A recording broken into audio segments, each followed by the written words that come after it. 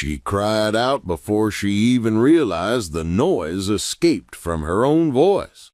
It pierced the sweltering morning atmosphere of San Marcos like a gunshot, and for an instant every bird perched on the steeple of the modest chapel scattered in alarm.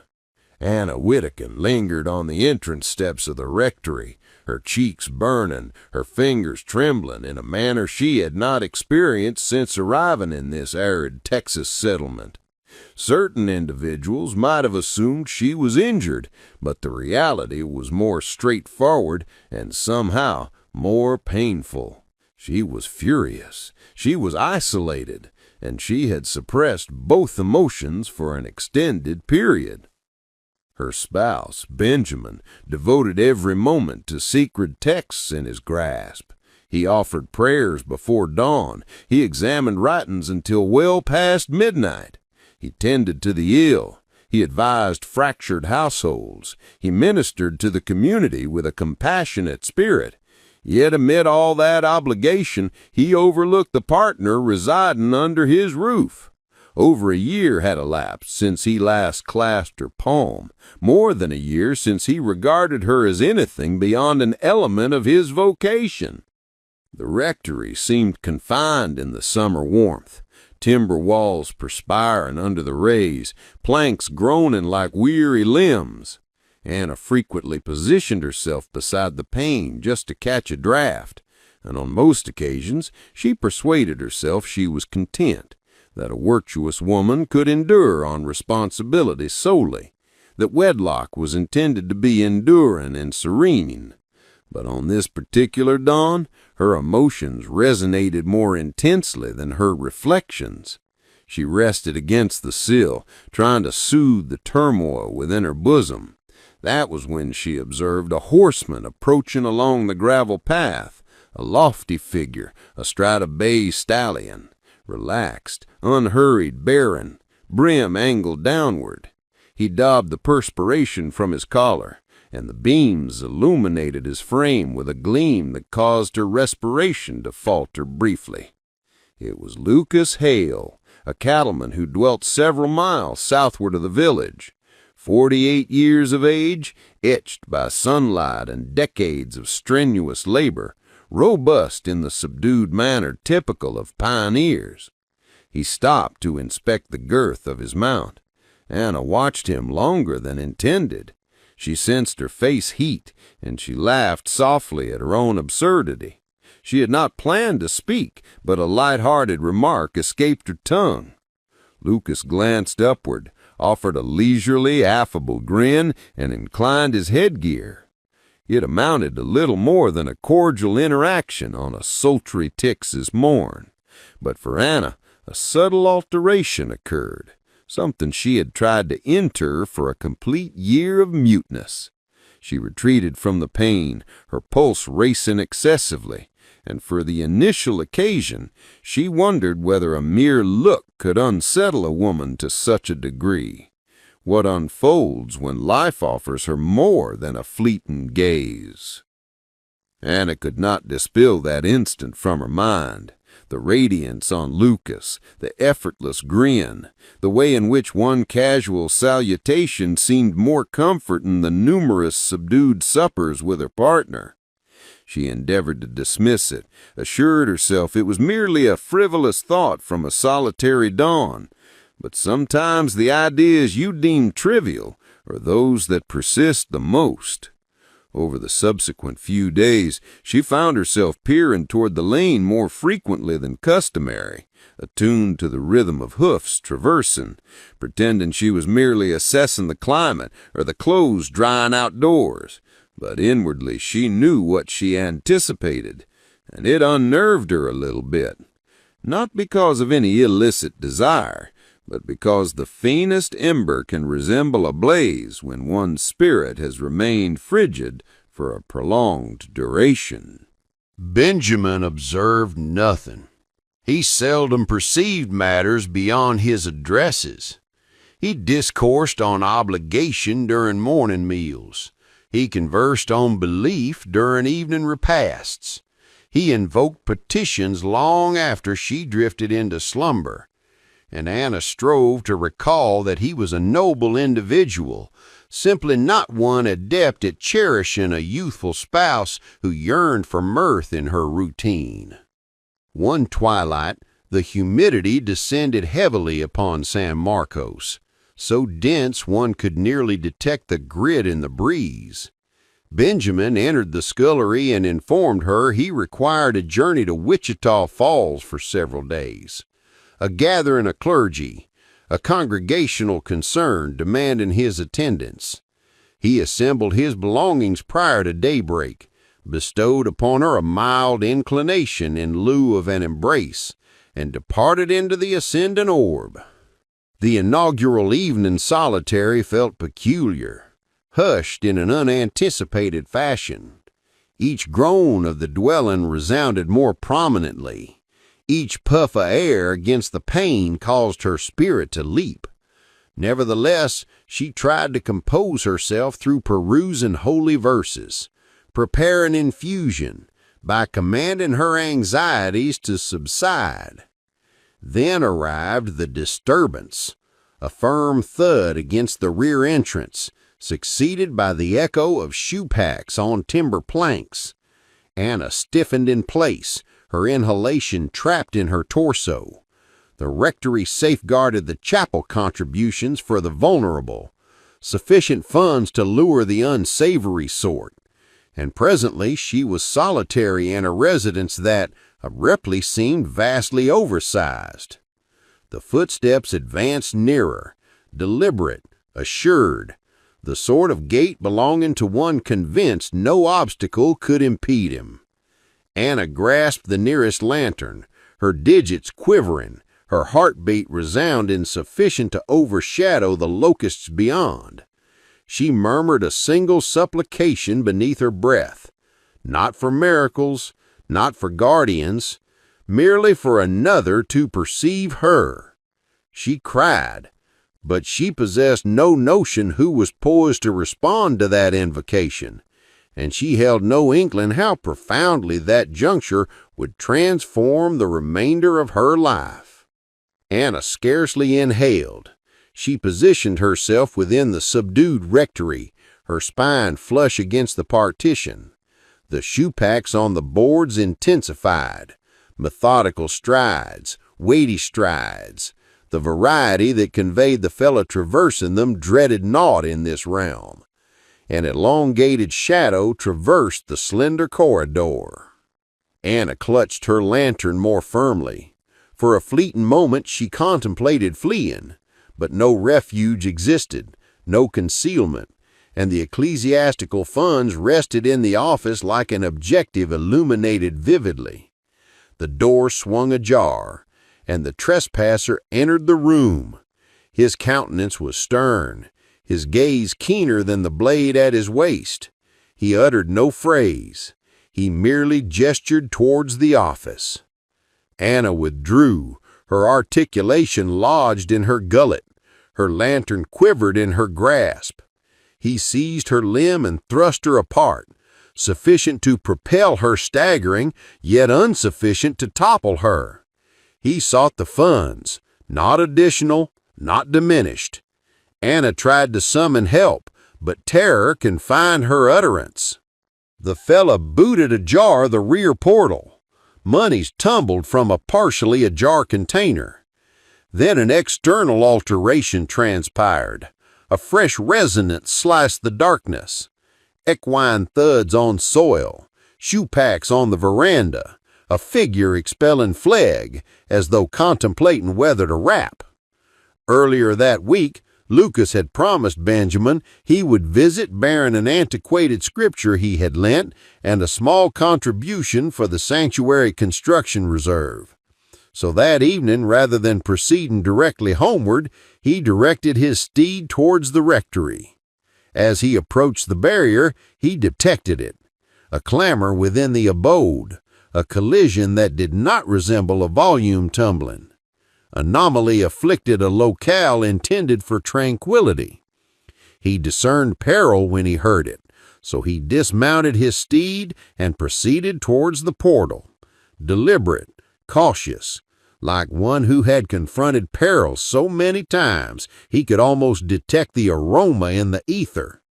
Within, the trespasser pivoted swiftly. Anna perceived apprehension flash across his features.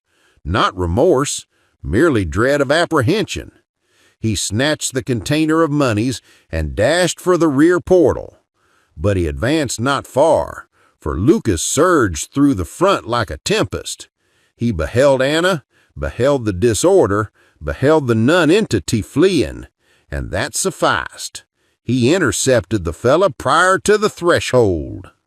From the ingress, Anna at last reclaimed her articulation and called, "Please hasten." The pair collided into the earth, knuckles striking, heels thrusting, grit ascending like vapor in the seasonal warmth. Anna watched from the ingress, spirit thundering, lantern quivering, murmuring invocations she scarcely recalled acquiring. Lucas struck the trespasser once more, and the individual clambered upright, clutching his flank, faltering toward the groves. He relinquished the pilfered moneys in his flight, abandoning Lucas respiring labored in the courtyard. He regarded Anna, not with anger, not with compassion, merely solicitude, a subdued, resolved solicitude that rendered her joints frail. What transpires next between these two souls alone in the darkness is a story you might desire to hear.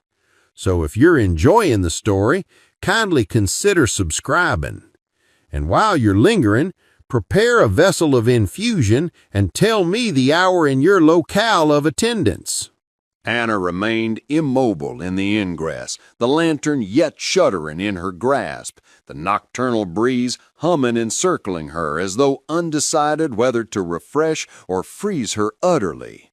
Lucas dusted residue from his attire and advanced nearer, not excessively proximate, merely sufficiently for her to sense greater security than in an extensive interval. He gathered the dispersed moneys and proffered them to her. His tone was composed, nearly tender. "You ought to recline. You endured considerable alarm." Anna assented, yet her joints felt precarious. Lucas extended as though to support her, then restrained himself. His palm lingered several inches from her limb. A straightforward movement, yet it prompted her spirit to pound fiercely against her framework. She pivoted and entered. He trailed, not as one invading a domicile, more akin to one verifying the peril had utterly departed. The office lay in chaos, compartments ajar, documents strewn across the boards, the seat overturned amid the fray. Anna gazed upon it all and sensed an internal fracture, however minor, not from dread, not from ache, but from the burden of solitude through such abundance for so long. Lucas observed the chill bumps on her limbs, despite the balmy eve. He retrieved the coverlet from the lounge rear and arranged it over her frame. She uttered a faint gratitude, her tone quivering beyond her preference. A protracted, hushed interlude ensued, the sort that renders duration languid, the sort permitting two individuals to perceive sentiments they ordinarily feign ignorance of. Lucas massaged his nape. He beheld her in the fashion a fellow does when desiring utterance, yet no restraint is prudent. Anna fixed upon the boards, her respiration irregular, her digits clasping the coverlid as though requiring anchorage. At length she elevated her gaze, her orbs glistening with a blend of residual terror and deeper essence. Lucas advanced one modest step toward her. She extended toward him instinctively, phalanges seizing the anterior of his garment, drawing him downward adjacent to her on the pallet margin. For an instant, his torso compressed against hers, and the coverlet dislodged, revealing additional contusions the conflict had imprinted upon her dermis. His calloused palm lingered at her flank above the rent material, phalanges halting there, as if to stabilize her and gauge the severity of her injury. For one fervent pulsation, they were excessively intimate. His heated epidermis grazing her contused scapula, dread and appreciation intertwining into something perilously agreeable. Then rationality overwhelmed him, and he withdrew like one retreating from a conflagration he recognized could consume them mutually. And for a moment protracted beyond propriety, they mutually disregarded the exterior realm. He regained composure firstmost. He exhaled a long exhalation, retreated marginally, and declared in that deep, unwavering tone of his, "Anna, you have endured sufficiently for one eve. You require repose. I shall remain outdoors until daybreak, should that rascal return." She yearned to convey something candid, something valiant, but the words remained enclosed within her. Lucas proceeded to the veranda. The planks sighed beneath his footwear. Anna watched his silhouette establish upon the threshold, sturdy, subdued, loyal in a way her spirit had not sensed from any in a considerable span. But she harbored no conception that the most arduous part was forthcoming, and she had no inkling what Aurora would yield between them. Daybreak arrived gradually across the Texas expanses, the variety of gradual illumination that prompts contemplation of nocturnal alterations during slumber. Anna emerged upon the veranda and discovered Lucas yet seated as vowed, posture erect, vigilant, surveying the lane like one destined to protect a cherished entity. He arose upon beholding her. "Are you well?" She inclined her head, yet the verity was intricate. The affection she harbored toward him post-events endured within her like a subdued flame, not clamorous, not untamed, merely constant. Over the ensuing several days, the rectory seemed altered. The hush within no longer evoked serenity. It evoked admonition. An admonition of deprivations endured, and an admonition of the individual who had ventured into jeopardy for her sans hesitation. When Benjamin returned from Wichita Falls, he traversed the portal beaming. He halted upon sighting the discolorations on her limbs. He relinquished his overcoat upon her recounting the intrusion. He hearkened with both hands vice-like upon the surface, and he murmured an invitation for her preservation. But then Anna disclosed the remainder, not the ember, not the tacit sentiments, merely the candor regarding her protracted isolation, the duration she had borne silence exceeding that befitting a youthful consort. Benjamin fell mute for an extensive period. His gaze adhered to the surface. When he at last articulated, his timbre was coarse at the origins. "Anna, wedlock ought not resemble a load imposed by the divine upon a solitary pair of burdens. I have faltered as a partner.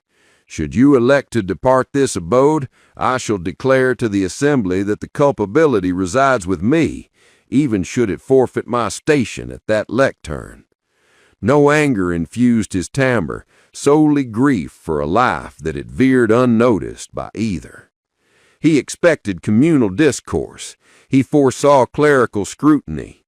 None the less, he consented to a discreet dissolution and vowed to interpose before every murmur, ensuring it assailed him and not her. For a span, superficially not altered, Anna occupied the visitor's chamber whilst Benjamin conferred with clerical seniors. Murmurs disseminated through San Marcos like particulate on the gale. Certain residents ceased salutations upon the avenue. One merchant declined her currency entirely. Lucas encountered the discourse in the locale, and repeatedly he confronted a fella implying Anna had consorted with him antecedent to the rift. On one taxing afternoon, he even positioned himself betwixt her repute and a boisterous detractor at the tavern, clarifying that any impugning her would reckon with him. After several protracted moons, the assembly summoned a new minister, and Benjamin unobtrusively relocated to officiate in another diminutive settlement eastward. Only then did Anna assemble a compact valise and journey southward to Lucas's estate. Lucas emerged from the outbuilding upon sighting her approach, and the expression upon his visage encompassed every resolution she had pursued. They wed in the unpretentious chapel at the village periphery. The benches were largely vacant. Several of Lucas's herdsmen occupied the rear in laundered tunics and uneasy grins. An elderly emeritus cleric who had baptized half the region appeared to conduct the pledges when none other would. Some congressional matrons absented themselves in dissent, but the hush within that unadorned nave merely amplified their modest oaths like thunder. No flowers, no music, merely illumination through unadorned panes and two people choosing one another, whilst the majority averted gaze. Sometimes the questions evaded longest is that liberating us. So permit me to inquire, have you ever lingered in a locale where your spirit no longer resided? If you relish this narrative, kindly endorse the presentation and subscribe to the Conduit. And whilst you tarry, prepare a heated beverage and disclose the hour and your site of hearkening.